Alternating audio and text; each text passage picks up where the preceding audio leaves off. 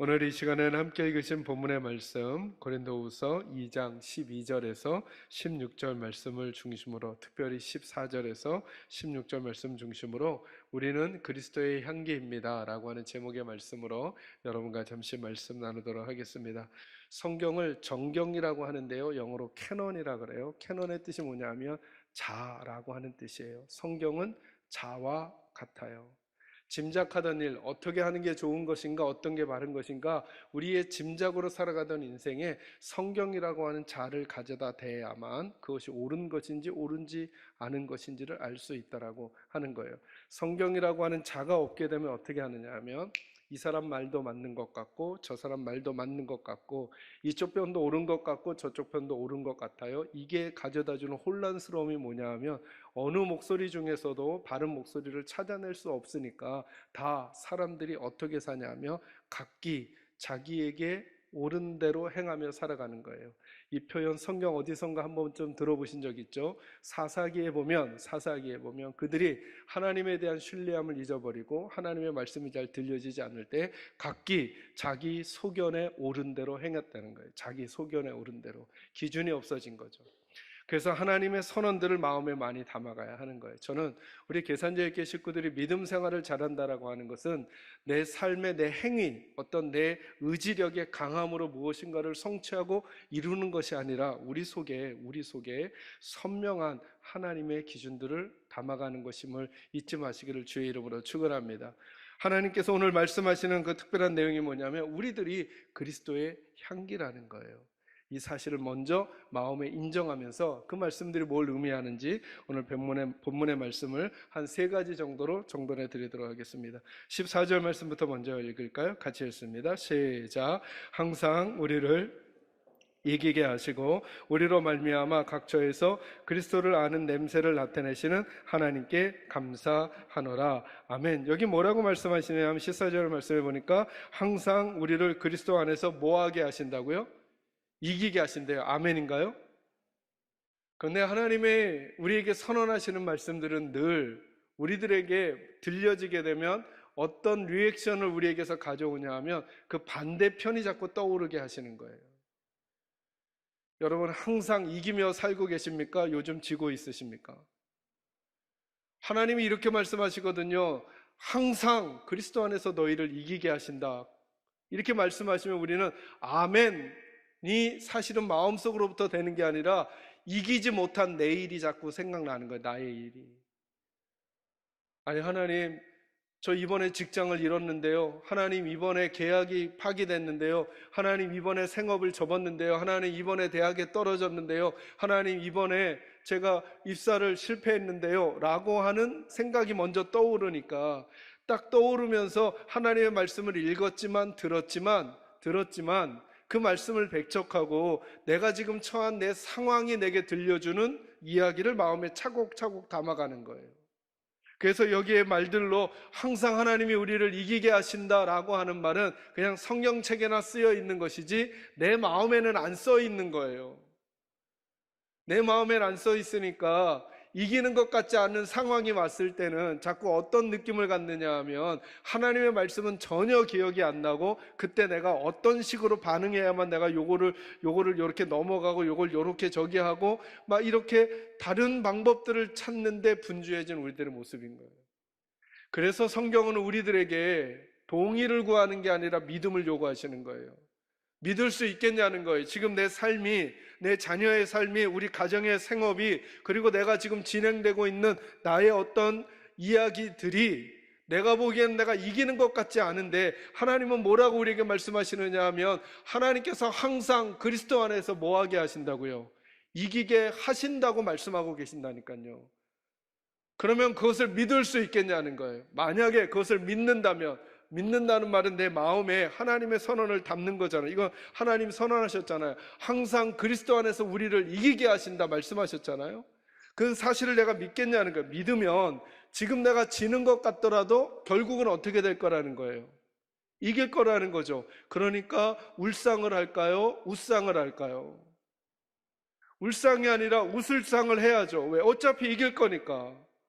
지금 내가 넘어지는 것 같지만 하나님이 나를 다시 일어나게 하실 거니까 내가 하나님 앞에 낙심할 것인가 아니면 하나님 앞에 용기를 낼 것인가 태도 결정할 수 있잖아요.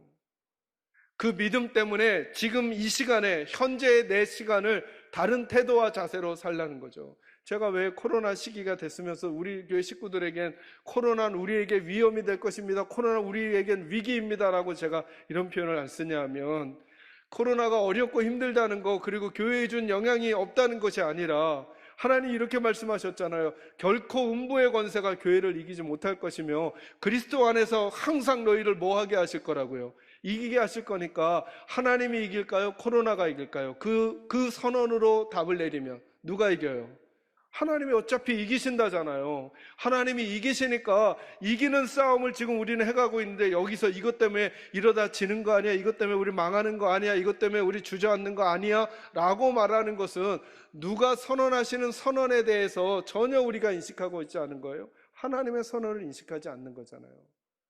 근데 다른 사람이 묻겠죠. 아니, 다른 사람이 묻는 게 아니라 내 안에서 마음이 묻겠죠. 이런 일이 벌어졌는데도 네가 이긴다고 말할 수 있겠어? 이렇게 물으니까 우리도 자신 없어지잖아요. 그래, 계속 어려워지는 것 같은데 이러다가 안 될지도 모를 것 같다는 느낌이 들긴 하는데 그런데도 불구하고 아니야, 우린 잘 될 거야 라고 말할 자신이 눈앞에 보이는 것을 보니까 없으니까 하나님의 약속은 약속이지만 약간 뒤로 밀어놓고 그래, 안 될지도 몰라 라고 하니까 말씀은 우리 삶에 영향을 못 미치는 거죠. 그래서 다시 하나님께서 끝내는 이게 하실 거니까 지금 이 시간에 다른 태도와 자세를 말하는 거예요. 여러분, 코로나가 여러분을 망하지 못하게 합니다. 여러분, 코로나가 교회를 망하게 할 수 없습니다. 다시 하나님이 우리를 일으키실 것입니다 라고 하는 사실에 아멘하는 사람들이 하나님의 일의 증인이 되어 지금 이 시간도 살아내는 것이죠. 저는 그분들이 우리 교회 식구들이 되었으면 좋겠는 거예요. 왜냐하면 코로나 때문에 위기라고 하는 사람들은 수도 없이 많으니까 거기다가 뭐 우리까지 말을 덧붙일 이유가 뭐가 있겠어요.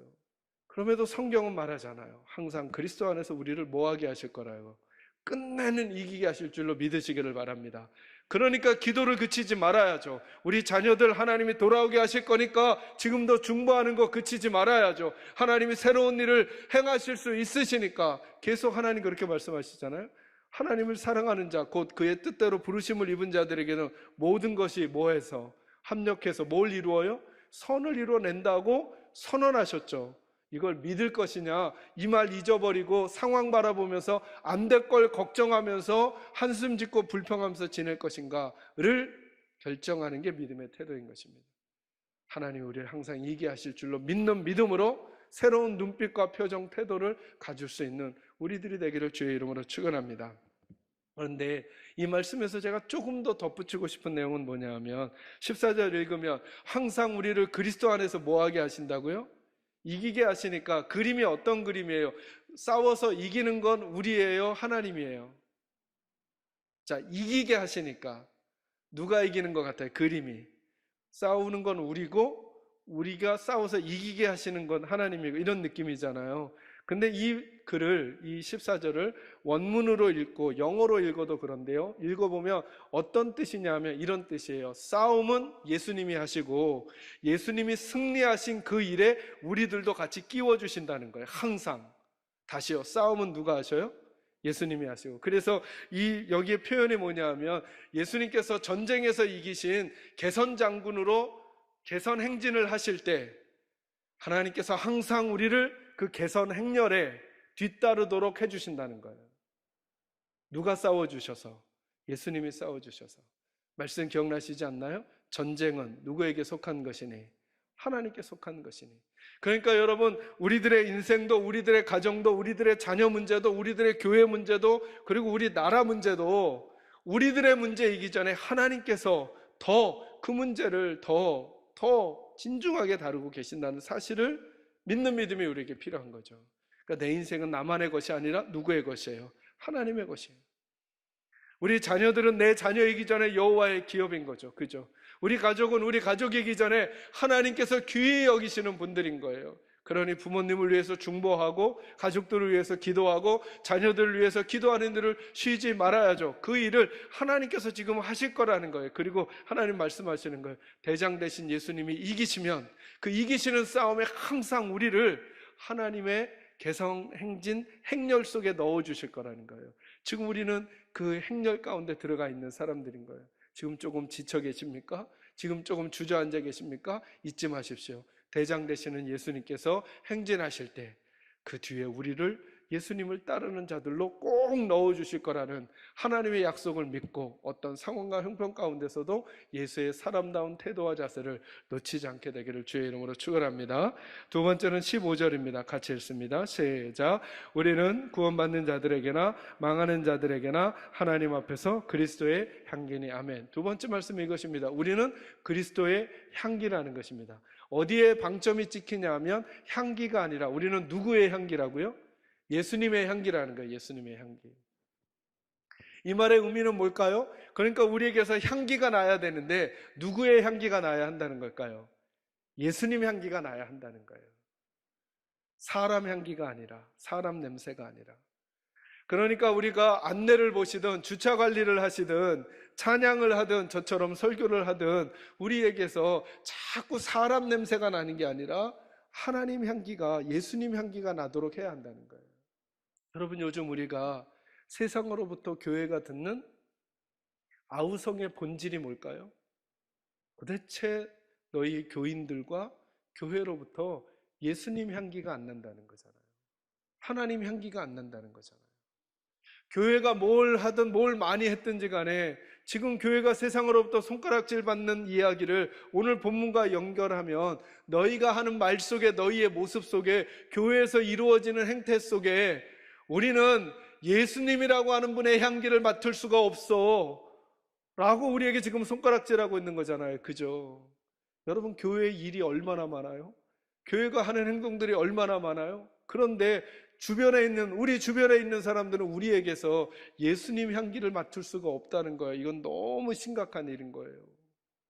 왜냐하면 하나님이 우리에게 주신 이름이 뭐냐 하면 너희는 예수님의 향기라 그랬거든요.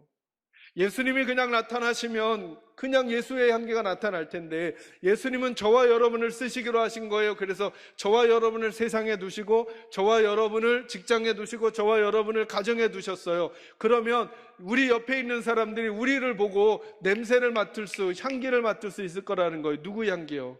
예수님 향기 맡을 줄 알고 예수님이 우리 보내셨다는 거예요. 그런데 오늘 우리 주변에서 혹시 우리 자녀들이, 우리 배우자들이, 혹시 우리 벗들이 우리에게서 예수님의 향기는 안 나고 너나 나나 사람 냄새밖에 안 나네 라고 하는 것은 아닌가.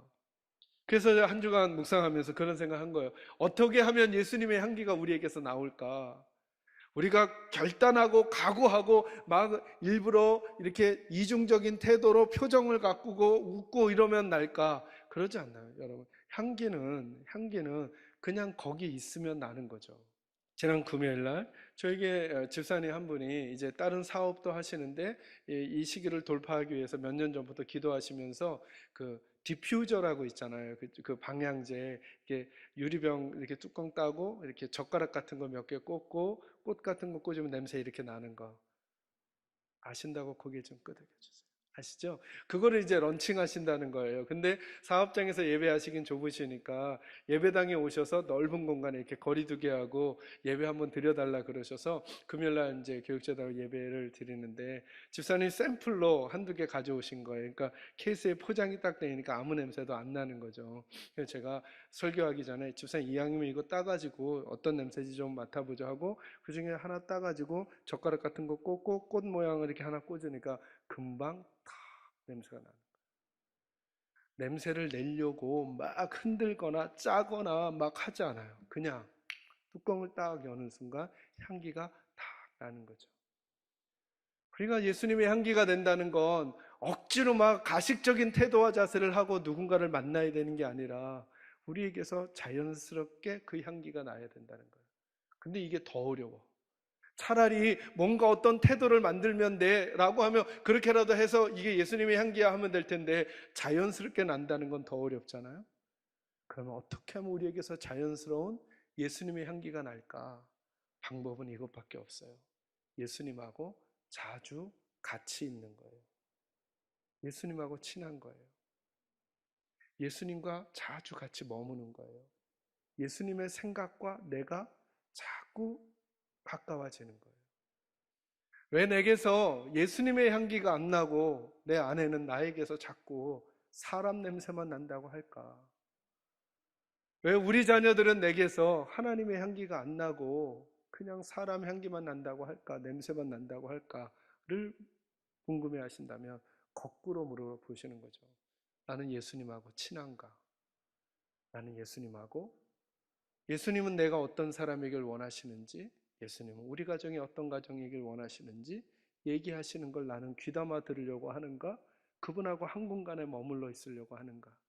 그 공간에 들어갔다가 나오면 그 향이 나는 것처럼 예수의 공간 안에 들어갔다 나와야 그 향기가 우리 인격에, 말에, 표정에, 태도에 묻어날 텐데, 내가 머물렀던 공간엔 예수는 없고 사람 투성이고 하나님의 말씀은 없고 세상 생각 투성이고 세우는 것은 없고 무너뜨리는 것 투성인 이야기들을 듣고 나온 나는 어쩔 수 없이 그 이야기들을 꺼내고 그 표정을 보이고 그 말들을 하며 살아가게 될 것이고, 그 옆에 있는 이들은 우리에게서 예수님의 향기를 맡을 수는 없는 것입니다. 그러니 저는 우리 바라기는 우리 사랑하는 계산제일교 식구들은 예수님과 가까이, 예수님과 친하게, 예수님의 생각과 친밀하게 지내시는, 그래서 예수님의 향기가 나타나는 분들이 되기를 주님의 이름으로 축원합니다. 마지막 세 번째로 15절 16절 다시 한번 읽을까요? 읽습니다. 시작. 자들에게나 망하는 자들에게나 하나님 앞에서 그리스도의 향기니 이 사람에게는 사망으로부터 사망에 이르는 냄새요 저 사람에게는 생명으로부터 생명에 이르는 냄새라. 누가 이 일을 감당하리요. 아멘. 거기 14절 15절 16절에 보면 냄새라는 단어와 향기라는 단어가 두 가지가 같이 쓰이고 있어요. 냄새라는 단어를 모두 다 향기로 바꿔도 무방합니다. 원래 언어로 그리고 영어로는 다 똑같은 단어예요. 근데 왜 제가 바꾸셔도 된다고 한 번 더 말씀을 드리냐면, 냄새라는 표현이 우리나라 어감에는 안 좋은 느낌도 있잖아요. 그죠? 발냄새, 입냄새, 귀가 구린 냄새. 이거 다 부정적인 어감이잖아요. 근데 사실은 여기에서는 다 단어가 똑같아요. 여러분 요즘에 우리가 아로마라고 하는 단어 많이 듣잖아요. 그죠? 여기 향기라는 단어가 아로마라고 하는 단어예요. 여기 냄새라는 단어도 다 아로마예요. 그러니까 다 똑같은 거예요. 그러니까 그리스도를 아는 향기, 망하는 사람에게도 향기, 생명이 있는 자들에게도 향기, 이 향기라는 단어로 바꾸셔도 돼요. 세 번째로 나눌 말씀은 뭐냐면 우리는 예수님의 뭐라는 거예요? 향기라는 거예요. 냄새가 아니라. 다시요. 우리는 예수님의 뭐라고요? 향기라는 거예요. 여러분 보셔요. 이 향기와 부정적인 의미의 냄새의 차이가 뭐냐면, 어느 공간에 여러분 들어갔다고 생각해 보세요. 그런데 이상한 냄새가 나요. 제가 지금 이상하다고 하면서도 인상을 쓰잖아요. 그죠? 이상한 냄새가 나면 미간이 찡그려지고 근육이 수축이 되고 왠지 기분이 안 좋아지죠. 그죠? 이게 안 좋은 냄새의 역할이에요. 향기는요, 어느 공간에 들어갔더니 시원하고 상쾌하면서 좋은 냄새가 나는 거예요. 그러면 왠지 얼굴도 표정도 그렇게 되고 마음도 너그러워지고 근육도 이완이 되는 것 같은 거예요. 그죠? 그래서 아로마 테라피가 있는지도 모르겠어요. 잘은 모르지만. 이렇듯 향기라고 하는 표현은 부정적 요소를 말하는 게 아니라 긍정적 요소를 말하는 것이고, 그죠? 그런데 우리로 하여금 우리가 예수님의 향기라고 하는 말은, 예수님의 향기라는 말은 우리가 우리 옆에 있는 사람에게, 우리가 말을 할 때, 표정을 보일 때, 존재할 때 옆에 있는 사람들에게 인상을 찌푸리거나 긴장하게 하거나 수축하게 하는 게 아니라 그들을 행복하게 하고 편안하게 하고 세워주고 그리고 기쁘게 만들어주는 역할이 우리들의 역할이라는 거예요. 제가 2, 3주 정도 된 것 같아요. 그 이메일이 제게 왔어요. 저희 교회 홈페이지에 보면 제 이메일이 있으니까 여러분에게서 이메일이 오는데요. 뭘 사달라고 하는 광고부터 시작해가지고 이메일이 많이 오는데요. 그래서 제가 매일은 검색을 못하고요. 한 2주에 한 번, 3주 혹은 한 달에 한 번씩 제게 온 이메일을 이렇게 점검하는데 이 이메일도 제가 좀 늦게 열어봤어요. 근데 이 이메일을 읽고 나서 제가 하루가 너무 기분이 좋은 거예요. 그날 제게 벌어졌던 일 중에 제일 행복하고 좋았던 일이에요. 그래서 부목사님들에게도 알려드리고 장로님들에게도 알려드리고 또 관련된 부서에도 알려드렸거든요. 제가 그 이야기 잠깐 한번 읽어드릴게요. 목사님 안녕하세요. 저는 계양구에 한 교회를 다니는 성도이면서 길주초등학교의 학부모이자 계양구 주민입니다. 코로나가 시작된 지 벌써 1년이 지나가고 있어요. 정말 전 세계가 몸살을 앓고 특히 교회가 너무나 어려운 시간을 통과하는 것 같아요. 많은 분들이 코로나 중에 당연하게 누려온 작은 일상에 대해 감사를 다시 한번 생각하는 기회가 됐을 텐데요. 그 중에 용종동 주민으로서 제가 정말 많이 생각한 것은 계산제일교회의 로뎀나무 카페였습니다. 아이들이 학교 끝나고 학원 가기 전에 카페에서 책을 보며 기다릴 수 있었고, 갑자기 비가 오거나 너무 덥거나 추운 날 잠시 피해서 더위와 추위를 피할 수 있었고, 동네 친구 엄마들이 오가며 잠깐의 커피 타임을 통해 힐링을 했던 우리 동네의 아지트 로뎀나무 카페.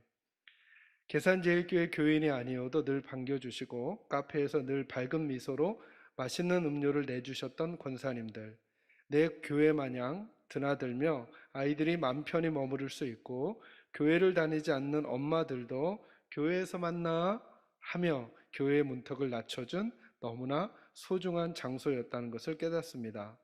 로뎀 카페가 계속 닫혀 있으니 용종동이 다 어두워진 것 같아요. 얼른 모든 상황이 좋아져서 다시 로뎀 카페에서 맛있는 커피 마시며 아이들도 기다리고 동네 친구들과 수다도 떨고 싶습니다. 큰 공간을 열어주시고 저렴한 가격에 음료도 제공해 주셨는데 항상 열려 있을 때는 소중함을 잘 몰랐던 것 같아요. 왜 사람은 잃었을 때 귀한 것이었음을 깨달을까요? 다시 한번 카페를 섬겨주신 분들과 그렇게 열린 공간을 제공해 주셨던 교회에 감사드리며 얼른 다시 그곳에서 즐거운 교제 소리가 울타리 밖으로 들리길 기다리고 기도하겠습니다. 넘넘 감사했어요. 그리고 웃음 표시, 그리고 하트 뿅뿅 3개. 계양구 주민드림, 부끄러워서 이름은 못 밝혀요 목사님, 이렇게 제게 보내주셨어요. 이걸 딱 읽는데 아침에 제가 이메일을 열고 읽은 너무 기분이 좋은 거예요. 아, 우리 교회가 그렇게 막 티내지 않아도 이렇게 지역 주민들에게 이런 마음을 전해줄 수 있었구나. 그리고 예수 다른 교회 다니시거나 안 다니시는 분들도 교회가 제공하는 그 공간을 너무나 즐겁게 이용하고 계셨구나. 우리가 작은 그리스도의 향기 역할을 한 것 같아 마음이 한켠 좋았어요. 그래서 우리 부목사님들과 담당 위원회 그리고 애썼던 권사님들께도 격려가 되시리라 생각하고 보내드렸거든요. 그러면서 하루를 지내면서 제가 이런 생각이, 우리 교회가 향기가 된 거 참 감사하다 생각이 들다가 어디에 생각이 머물렀느냐 하면 그런데 보니까 이 이메일을 써주신 그분이 저한테 향기가 되신 거예요. 그분의 이 이메일 한 통이 하루 종일 제게, 하루를 시작하는 제게 기쁜 마음으로 하루를 시작하게 해주고, 그래, 우리 교회가 그래도 이런 일을 하니까 너무 감사하다는 마음을 느끼게 해주고, 장로님들과 그리고 담당 위원회 그 부서의 분들이 마음 기쁘도록 해주셨잖아요. 이분이, 이분이 향기셨구나 생각이 머무는 거예요. 그리고 이 설교를 마무리하면서 제가 우리 식구들에게도 이 말씀을 드리고 싶은 거예요. 그래서 여러분들이 기도하면서 남을 격려하고 칭찬하고 위로해주는 문자 한 줄이, 카톡 한 줄이 그 향기가 될 수 있다는 거예요. 그래서 그 향기를 이번 주 한 주 동안에 한번 기도하면서 내가 누구에게 이 위로의 말을, 또 사랑의 말을, 격려의 말을, 칭찬과 용기의 말을 전해줄까 한번 기도하시면서 한번 보내는 한 주간이 꼭 되었으면 좋겠어요. 향기는 거창하고 놀라운 일을 해서가 아니라 그렇게 우리가 할 수 있는 작은 것들을 통해 우리가 그곳에 그리고 그 시간에 그 태도로 존재하기만 한다면 우리도 예상하지 못했던 향기가 우리들 통해서 전하게 될 것이고 누군가의 마음을 편안하게 해주고 누군가의 하루를 기분 좋게 해주고 누군가에게 격려가 되는 도구가 저희들이 될 수 있을 거라 생각합니다. 그 삶이 저와 여러분에게 있어지기를 주님의 이름으로 축원합니다.